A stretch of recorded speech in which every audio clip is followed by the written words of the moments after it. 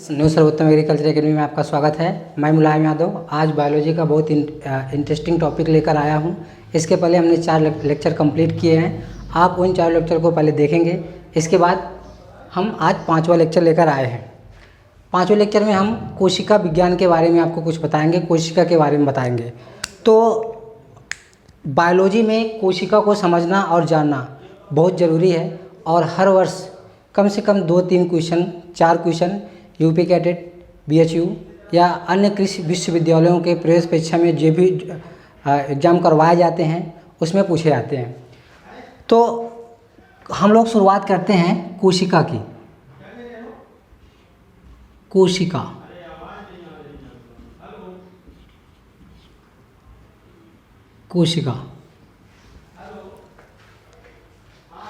कोशिका की सबसे पहले हम लोग डिफिनीशन लिखेंगे। कोशिका को सेल बोला जाता है इंग्लिश में। क्या कहते हैं? सेल।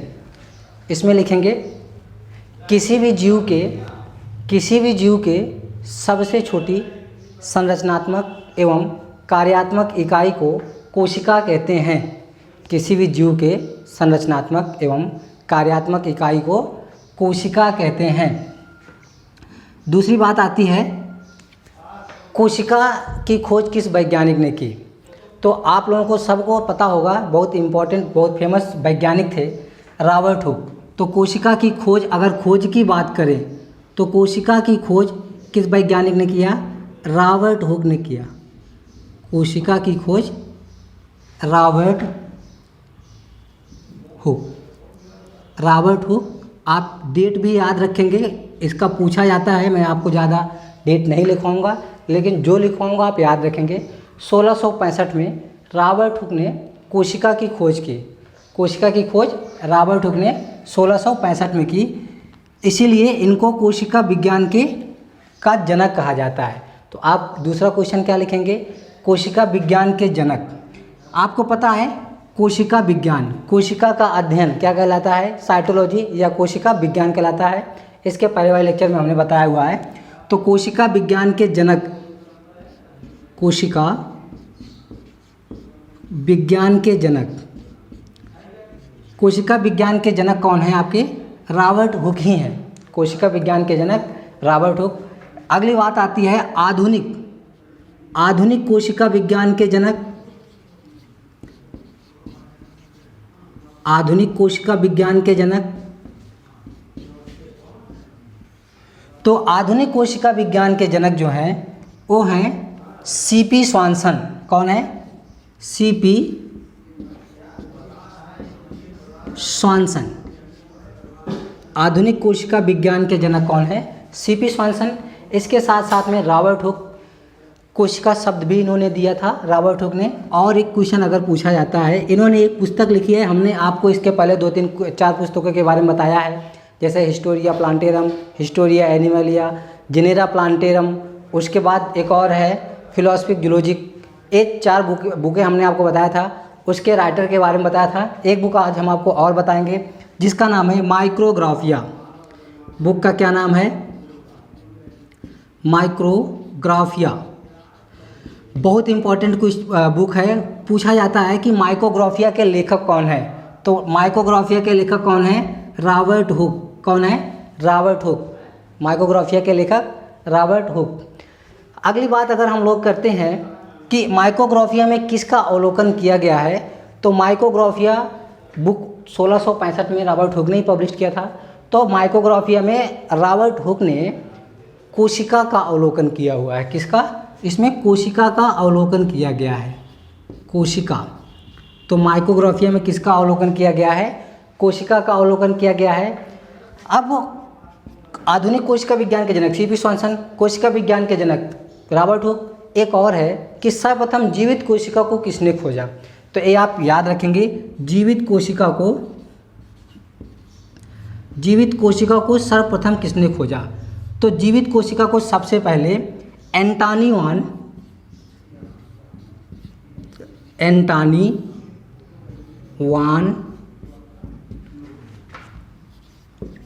ल्यूवेनहाक एंटोनी वान लीवेनहाग ने कोशिका की जीवित कोशिका की खोज की। अब इसके बाद नंबर आता है कि कोशिका किस भाषा का शब्द है। कोशिका किस भाषा का शब्द है, तो आप सीधे लिखेंगे कोशिका। कोशिका शब्द की उत्पत्ति, आप लोग पेन और कॉपी लेकर बैठा करिए जब हम पढ़ाया करें। तो कोशिका शब्द की उत्पत्ति सेलुला, सेलुला,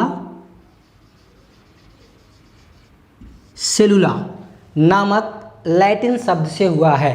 कोशिका शब्द की उत्पत्ति सेलुला नामक लैटिन शब्द से हुआ है। अगली बात हम लोग करते हैं, कोशिका सिद्धांत किस वैज्ञानिक ने दिया। कोशिका सिद्धांत जिसको बोला जाता है सेल थ्योरी। कोशिका सिद्धांत, कोशिका सिद्धांत। तो कोशिका सिद्धांत किस वैज्ञानिक ने दिया, तो कोशिका सिद्धांत दो अलग अलग वैज्ञानिकों ने अलग अलग क्षेत्र में दिए हुए हैं। तो आपको मालूम है जंतु कोशिका पादप कोशिकाएं अलग अलग होती हैं। तो जंतु कोशिका सिद्धांत किसी और वैज्ञानिक ने और पादप कोशिका विज्ञान किसी और वैज्ञानिक ने। तो स्लाइडेन एवं स्वान, स्लाइडेन, स्लाइडेन एवं स्वान, स्लाइडेन एवं स्वान, स्लाइडेन एवं स्वान क्या दिए हैं, कोशिका सिद्धांत दिए हैं। सेल थ्योरी जिसको इंग्लिश में बोला जाता है, cell theory was given by Schleiden and Schwann. Schleiden पादप वैज्ञानिक थे, मीन्स इन्होंने पादप कोशिका सिद्धांत दिया है। क्या दिया है, इन्होंने पादप कोशिका सिद्धांत दिया है। अगर हम लोग स्वान की बात करें तो स्वान जंतु कोशिका सिद्धांत दिए हैं। स्लाइडेन और स्वान दोनों जर्मनी के रहने वाले थे। कहाँ के रहने वाले हैं भैया, जर्मनी के रहने वाले हैं। दोनों जर्मन निवासी हैं। इसके साथ साथ आपको पता है एंटनी वान ल्यूवेनहॉक हालैंड के निवासी हैं और रॉबर्ट हुक अंग्रेज थे, मतलब अंग्रेज के निवासी, मतलब इंग्लैंड के रहने वाले थे। नेक्स्ट बात हम लोग करते हैं, आधुनिक कोशिका सिद्धांत किस वैज्ञानिक ने दिया। आधुनिक, आधुनिक, आधुनिक कोशिका सिद्धांत, आधुनिक कोशिका सिद्धांत किस वैज्ञानिक ने दिया। आधुनिक कोशिका सिद्धांत किस वैज्ञानिक ने दिया, तो आधुनिक कोशिका सिद्धांत आपको मालूम है रूडोल्फ विर्चो। किसने दिया भैया, Rudolph, Rudolph Virchow. Rudolph Virchow ने आधुनिक कोशिका सिद्धांत दिया और इन्होंने क्या दिया था, ओमनी सेलुला, ओमनी, ओमनी सेलुला, ई सेलुला। इसका हिंदी में अगर हम लैटिन वर्ड में लिखा गया है, इसकी अगर हम लोग हिंदी में बात करें कि इसका हिंदी में मतलब क्या है, तो इसको हिंदी में, हिंदी का मतलब यह है कि प्रत्येक उत्तरवर्ती कोशिकाओं का निर्माण पूर्ववर्ती कोशिका से होता है। ये सिद्धांत बताता है सेल थ्योरी। देखिए कोशिका सिद्धांत के अंतर्गत तीन चीज़ें शामिल हैं। एक तो किसी भी जीव का निर्माण, किसी भी जीव के निर्माण की जो बेसिक इकाई होती है, आधारी इकाई होती है, वो कोशिका होती है। दूसरा कि जो हमारी नई कोशिकाएं बनती हैं वो किसी पुरानी पूर्ववर्ती कोशिकाओं से जन्म लेती हैं। तो इसीलिए इसको क्या कहा गया, ओमनी सेलुला ई सेलुला। तो ओमनी सेलुला ई सेलुला सिद्धांत किसने दिया, रूडोल्फ विर्चो ने। बीएचयू में पूछा गया है क्वेश्चन, आप याद रखिएगा। और आधुनिक कोशिका सिद्धांत रूडोल्फ विर्चो दिए हैं। कोशिका सिद्धांत का अपवाद, एक क्वेश्चन पूछा जाता है कि कोशिका सिद्धांत का अपवाद क्या है। कोशिका सिद्धांत का अपवाद, तो अपवाद की बात करें तो आप लोगों को पता है विषाणु, विषाणुओं को क्या कहा जाता है, कोशिका सिद्धांत का अपवाद। क्योंकि विषाणु जीव और निर्जीव के बीच की कड़ी है। कभी ये लिविंग टाइप कैरेक्टर शो करता है और कभी कभी non living type character show करता है। जब किसी होस्ट में जाता है तो लिविंग की तरह कार्य करता है और बाहर क्रिस्टल के रूप में होता है। इसलिए ये दोनों के बीच की कड़ी है।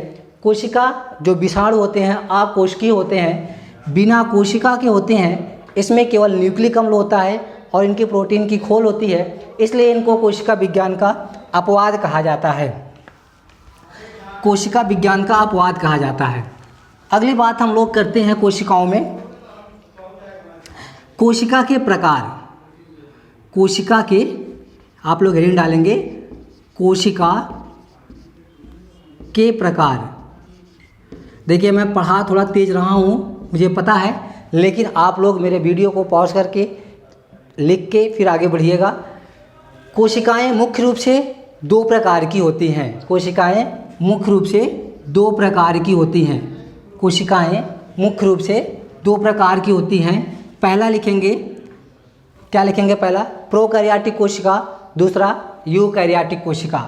प्रोकैरियोटिक कोशिकाएं और यूकैरियोटिक कोशिकाएं।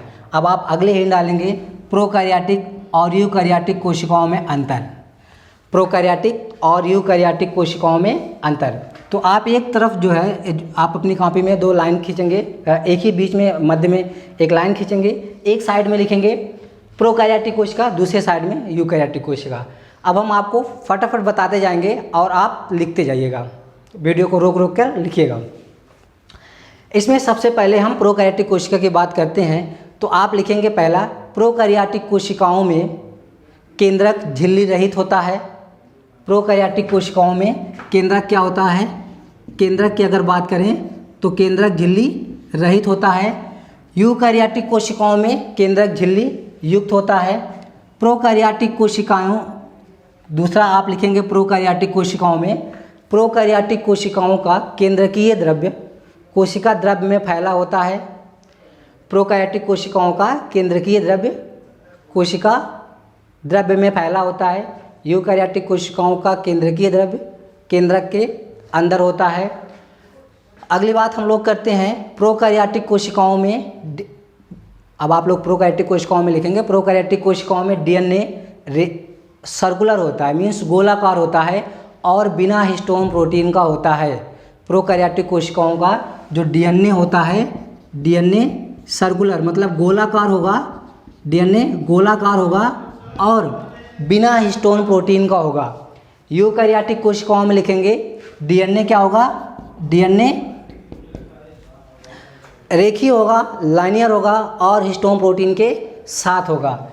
अगली बात हम लोग आरएनए के करते हैं, तो आरएनए आप लोग जानते हैं तीन प्रकार का होता है, आरआरएनए, एमआरएनए और टीआरएनए।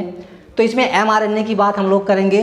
तो आरएनए में एमआरएनए जो होता है, एमआरएनए, तो प्रोकैरियोटिक कोशिकाओं में जो एमआरएनए होता है वो पॉलीसिस्ट्रॉनिक होता है। क्या होता है?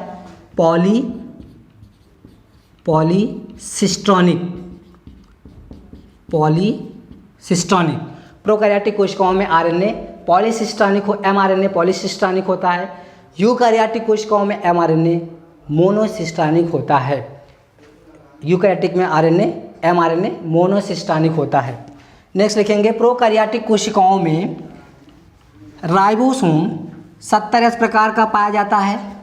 प्रोकैरियोटिक कोशिकाओं में राइबोसोम, अगर हम राइबोसोम की बात करें तो राइबोसोम क्या होता है भैया? राइबोसोम इसमें प्रोकैरियोटिक में 70 प्रकार का होता है और यूकैरियोटिक में अगर हम बात करें तो 70 और 80 दोनों एस प्रकार के होते हैं। आप लोगों को पता है कि जो प्रोकैरियोटिक यूकैरियोटिक कोशिकाएं होती हैं, यूकैरियोटिक कोशिकाओं में जो राइबोसोम होता है वो मुख्य रूप से 80 प्रकार का होता है। जो 80 प्रकार का राइबोसोम होता है वो कोशिका द्रव्य में फैला होता है, लेकिन 70 प्रकार के भी कुछ राइबोसोम पाए जाते हैं। वो कहाँ पाए जाते हैं? लवक में और माइटोकॉन्ड्रिया में। इस प्रकार प्रोकैरियोटिक कोशिकाओं में दोनों प्रकार के केंद्रक होते हैं, दोनों प्रकार के राइबोसोम होते हैं। और यूकैरियोटिक कोशिकाओं में दोनों प्रकार के 70 और 80 प्रकार के राइबोसोम होते हैं और प्रोकैरियोटिक कोशिकाओं में केवल 70 प्रकार के राइबोसोम होते हैं। नेक्स्ट हम लोग बात करते हैं प्रोकैरियोटिक कोशिकाओं में। अगला नंबर है प्रोकैरियोटिक कोशिकाओं में, तो लिखेंगे सभी झिल्ली वाले कोशिकांग। सभी झिल्ली वाले कोशिकांग, प्रोकैरियोटिक कोशिकाओं में सभी झिल्ली वाले कोशिकांग जैसे माइटोकॉन्ड्रिया, अंतःपदवीजालिका, गाल्गी काय, लाइसोसोम, पराक्सीसोम, ग्लाइऑक्सीसोम, एंडोप्लाज्मिक रेटिकुलम, ये सारे कोशिकांग क्या होते हैं? अनुपस्थित होते हैं। सभी झिल्ली वाले, जिसमें आगे मैं आपको कोशिकांग के बारे में बताऊंगा तो कौन सा झिल्ली वाला कौन सा बिना झिल्ली का है, अब इससे ये पता चल गया कि जो राइबोसोम है वो बिना झिल्ली का है, तभी दोनों में पाया जाता है। लेकिन झिल्ली वाले कोशिकांग, जितने भी झिल्ली वाले कोशिकांग होंगे सभी क्या होंगे, प्रोकैरियोटिक कोशिकाओं में अनुपस्थित होंगे। इसमें सभी झिल्ली वाले और बिना झिल्ली वाले सारे कोशिकांग इसमें पाए जाते हैं। किसमें, यूकैरियोटिक कोशिकाओं में। यूकैरियोटिक कोशिकाओं में झिल्ली वाले और बिना झिल्ली वाले दोनों प्रकार के कोशिकांग पाए जाते हैं।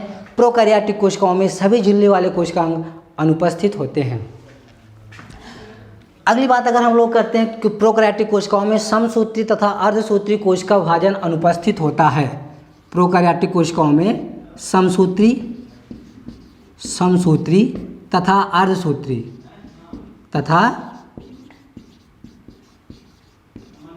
अर्धसूत्री समसूत्री एवं अर्धसूत्री कोशिका विभाजन क्या होता है, अनुपस्थित होता है। आप यूकैरियोट में लिखेंगे समसूत्री तथा अर्धसूत्री कोशिका विभाजन पाया जाता है। समसूत्री तथा अर्धसूत्री कोशिका विभाजन पाया जाता है। नेक्स्ट लिखेंगे प्रोकैरियोटिक कोशिकाओं में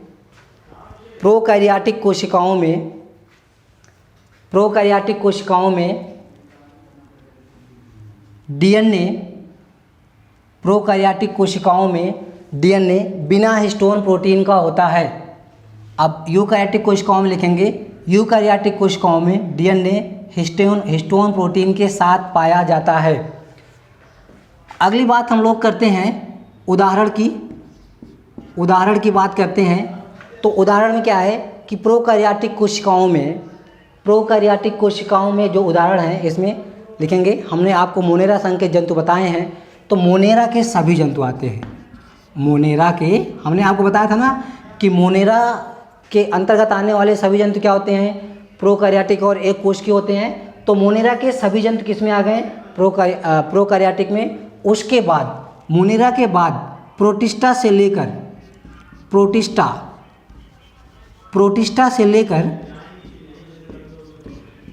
से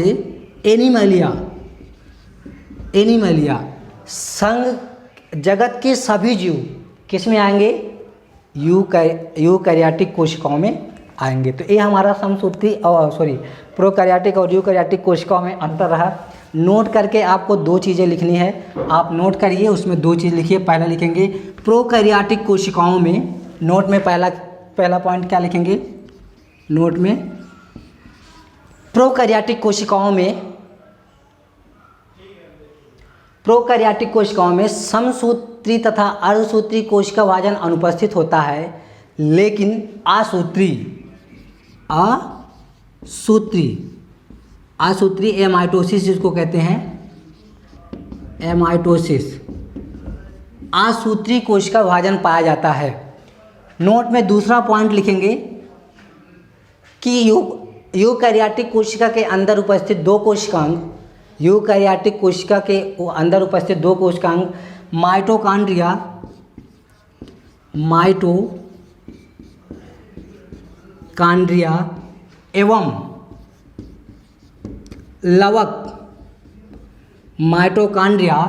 एवं लवक में 70 प्रकार के राइबोसोम तथा डीएनए पाए जाते हैं। 70 प्रकार के राइबोसोम तथा डीएनए पाए जाते हैं। ये हमारा हो गया प्रोकैरियोटिक तथा यूकैरियोटिक कोशिकाओं में अंतर। आप लोग भी बुक का भी सहारा ले सकते हैं। इसके अलावा मैं आपको तेज़ी से पढ़ा रहा हूँ, मैं समझ रहा हूँ। इसके साथ साथ में आपको जो भी हमारे पास नोट्स है उसको हम PDF बना के कोशिका का आपको आपके चैनल पर हम भेज देंगे। आप आसानी से उसको पढ़ लीजिएगा। यहाँ पे हम जो पढ़ाने का प्रयास कर रहे हैं उसको पढ़िए। नेक्स्ट अगली बात आती है कोशिका का परिमाप। नेक्स्ट हेडिंग आती है कोशिका का परिमाप।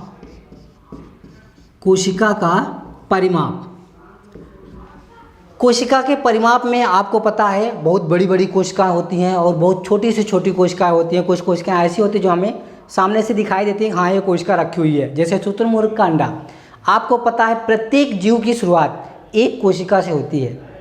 प्रत्येक जीव की शुरुआत एक कोशिका, हम आप सभी लोग कभी एक कोशिका रहे होंगे, लेकिन अब क्या है बहुकोशिकीय हो गए हैं।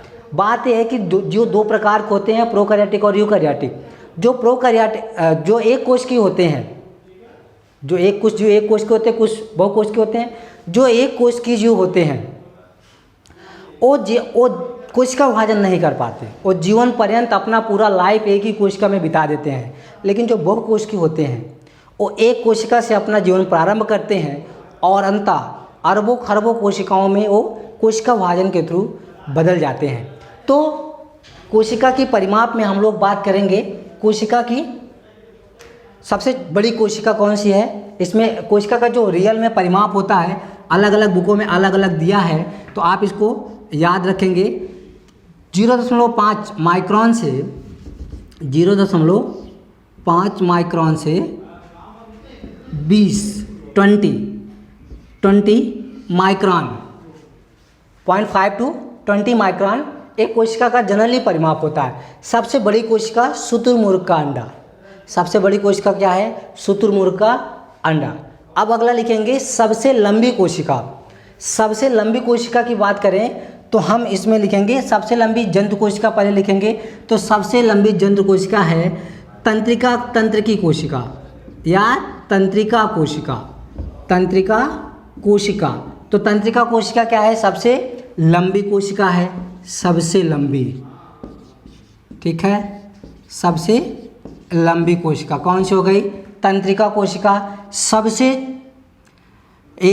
जंतु कोशिका, ठीक है भैया, ये जंतु कोशिका है। अगर हम पादप की बात करें, पादप की कोशिका में और सबसे लंबी पादप कोशिका, तो इसमें आता है रेमी तंतु। रेमी तंतु या रेमी फाइबर कहते हैं, फाइब्रस क्राफ्ट है जिसकी एक कोशिका की लंबाई लगभग 55 सेंटीमीटर होती है। उसके बाद बात करते हैं सबसे छोटी कोशिका। सबसे बड़ी, आपको पता चला सबसे बड़ी पादप कोशिका क्या है? तो सबसे बड़ी पादप कोशिका रेमी तंतु, सबसे लंबी पादप कोशिका, सबसे लंबी जंतु कोशिका नर्व सेल, और उसके बाद सबसे बड़ी कोशिका क्या है? शुतुरमुर्ग का अंडा। देन हम लोग बात करते हैं सबसे छोटी कोशिका, ये आता है। तो सबसे छोटी कोशिका क्या है? पीपीएलओ।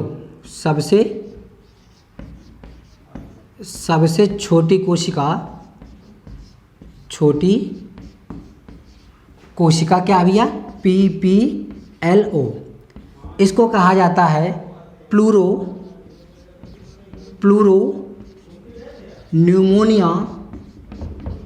न्यूमोनिया, पी से प्लूरो, पी से न्यूमोनिया। न्यूमोनिया की स्पेलिंग जो है पी से शुरू होती है, PNU, pneumonia. Pleuro pneumonia like organism, pleuropneumonia like organism, PPLO सबसे छोटी कोशिका है। अब इसको हम और क्या कहते हैं? इसको माइकोप्लाज्मा भी कहा जाता है। माइकोप्लाज्मा,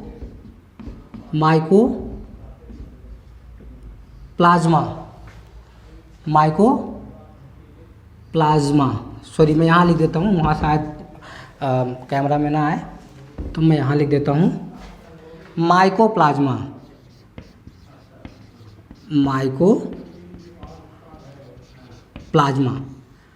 तो माइकोप्लाज्मा या पीपीएल एक ही होते हैं। अब माइकोप्लाज्मा की दो स्पीसीजें हैं, माइकोप्लाज्मा लैड लवी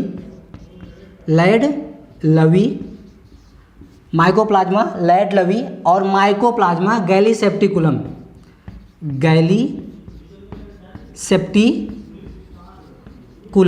माइकोप्लाज्मा लैड लवी और माइकोप्लाज्मा गैलीसेप्टिकुलम, इसकी जो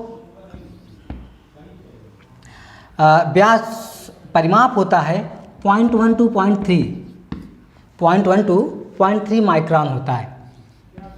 0.1 to 0.3 माइक्रोन इसका परिमाप होता है। तो ये आप याद रखेंगे, सबसे बड़ी कोशिका, सबसे छोटी कोशिका, एक कोशिकाएँ पूछी जाती हैं, कई बार एग्जाम में आया हुआ है, जरूर पढ़ लेंगे, इसको साथ में लिखते रहेंगे और हम इसके साथ आपको PDF भी प्रोवाइड कर देंगे। अगली बात आती है जंतु एवं पादप कोशिकाओं में अंतर। अगली बात किसकी आती है, जंतु एवं पादप कोशिकाओं में अंतर। आपको पता है जंतु कोशिका अलग तरह से होती है, पादप कोशिकाएं अलग तरह से होती है। जंतु कोशिकाएं जो होती है थोड़ा सा हार्ड सॉफ्ट नेचर की होती हैं, क्योंकि उसमें कोशिका भित्ति नहीं पाई जाती है। पादप कोशिकाएं थोड़ा हार्ड नेचर की होती हैं, उसमें कोशिका भित्ति पाई जाती है। तो हमको जंतु एवं पादप कोशिकाओं में अंतर लिखना है, तो आप अपनी कॉपी को पुनः 2 बराबर भागों में डिवाइड कर लीजिएगा। डिवाइड करने का मतलब फाड़ न देना, डिवाइड करने का मतलब बीच से एक लाइन खींच देना, और एक साइड में लिखेंगे पादप कोशिका और दूसरी तरफ लिखेंगे जंतु कोशिका। पादप कोशिका और जंतु कोशिका। तो पादप कोशिका में सबसे पहले हम लोग शुरुआत करेंगे।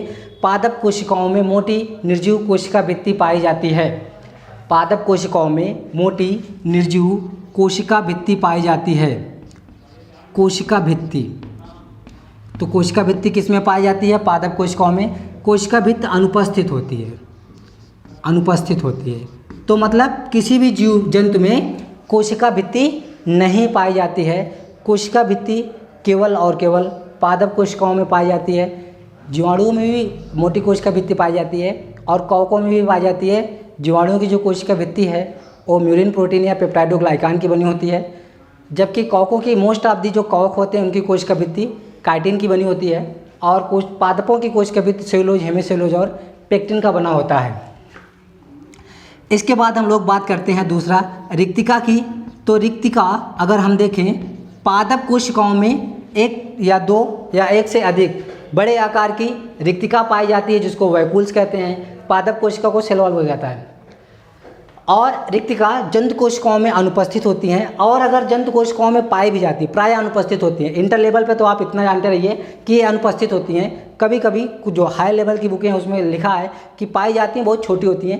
एक्चुअली पादप कोशिकाएं जनरली ज़्यादातर उनको पानी की बहुत कम ज़्यादा आवश्यकता होती है, और पादप कोशिकाएँ, पादप कभी जब प्यासा होता है तो वो मांग नहीं सकता कि हमको पानी प्यास लगी हुई है। क्या करते हैं, जब आवश्यकता से ज़्यादा पानी होता है तो वो अपने रिक्तिका में स्टोर कर लेते हैं, बाद में उसका यूज़ करते हैं। जंतुओं में ऐसा नहीं है, जंतुओं में जब प्यास लगती है तभी वो स्टार्ट कर देते हैं, पानी मांग लेते हैं या पी लेते हैं।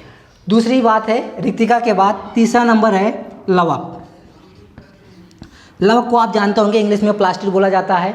लवक जंतु कोशिकाओं में, पादप कोशिकाओं में लवक पाया जाता है, और जंतु कोशिकाओं में लवक अनुपस्थित होता है, अनुपस्थित। इसके अलावा हम बात करते हैं लवक के बाद चौथा नंबर है हमारा तारककाय। तारककाय, तारककाय पादप कोशिकाओं में नहीं पाया जाता है, जंतु कोशिकाओं में तारककाय पाया जाता है। अगला अंतर लिखेंगे, पादप कोशिकाओं में कोशिका द्रव्य का विभाजन कोशिका पट्ट द्वारा होता है। पादप कोशिकाओं में कोशिका द्रव्य का विभाजन कोशिका पट्ट द्वारा होता है, जबकि जंतु कोशिकाओं में कोशिका द्रव्य का विभाजन अंतर्वलन विधि द्वारा होता है। अंतर्वलन जिसको इंग्लिश में इन्वेजिनेशन बोलते हैं, इन्वेजिनेशन द्वारा होता है। पादप कोशिकाओं में लोमासोम पाया जाता है, जंतु कोशिकाओं में नहीं पाया जाता है। पादप कोशिकाओं में ग्लाइऑक्सिसोम पाया जाता है, जंतु कोशिकाओं में प्रायः अनुपस्थित होता है। तो ये क्या है, जंतु एवं पादप कोशिकाओं में अंतर है। प्रायः ऊपर के जो अंतर लिखे गए हैं ये इम्पोर्टेंट हैं। इसके अलावा जो और भी पादप के जंतु और पादप में अंतर होगा हम धीरे धीरे आपको बताते रहेंगे, लेकिन ये बेसिक अंतर है, इतना आपको याद रखना जरूरी है। ये हमारे जंतु और पादप कोशिकाओं में अंतर हो गए। नेक्स्ट जो हमारा दूसरा टॉपिक होगा वो कोशिका पर ही होगा। कोशिका का पार्ट ए रहा है ये। इसमें हमने आपको इंट्रोडक्शन के बारे में थोड़ा सा कोशिका के बारे में बताया। इसके बाद का जो टॉपिक होगा कोशिकांगों का होगा, जिसको हम लोग सेल ऑर्गेनल्स कहते हैं। एक एक कोशिकांगों के बारे में हम लोग जानेंगे। कोशिकांग क्या होते हैं, कोशिकांग के या तो पूछा था खोज किसने किया, किसके बने होते हैं, इनका मेन फंक्शन क्या है इत्यादि, ये सब सारी चीज़ें होती हैं। आज के लिए बस इतना ही। नेक्स्ट हम दूसरे चैप्टर में आपको मिलेंगे। धन्यवाद।